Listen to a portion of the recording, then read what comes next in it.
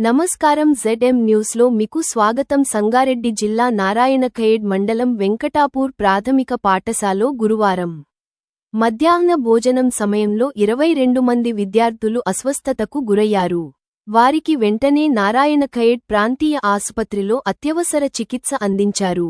పాఠశాల ఆవరణలో వంటగది నిర్మాణం పూర్తి కాలేదు. ఏడాది కాలంగా పనులు నిలిచిపోయాయి. దీని కారణంగా నిర్వాహకులు తమ ఇంట్లో వండిన ఆహారాన్ని పాఠశాలకు తీసుకువస్తున్నారు.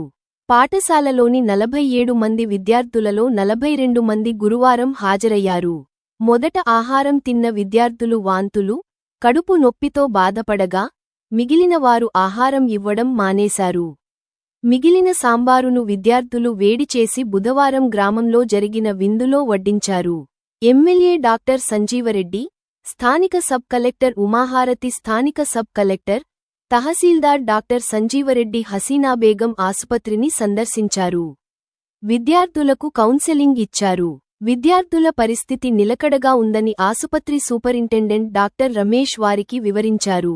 ఈ సంఘటనలో మధ్యాహ్న భోజన నిర్వాహకురాలు నాగమణిని ఆమె విధుల నుండి శాశ్వతంగా తొలగించారు. జిల్లా విద్యాశాఖ అధికారి వెంకటేశ్వర్లు ఒక ప్రకటనలో తెలిపారు. విధి నిర్వహణలో నిర్లక్ష్యంగా వ్యవహరించినందుకు పాఠశాల SGT కాశీనాథ్కు షోకాజ్ నోటీసు జారీ చేయబడింది. ఛానల్ను లైక్, షేర్, ఫాలో, సబ్స్క్రైబ్ చేయండి.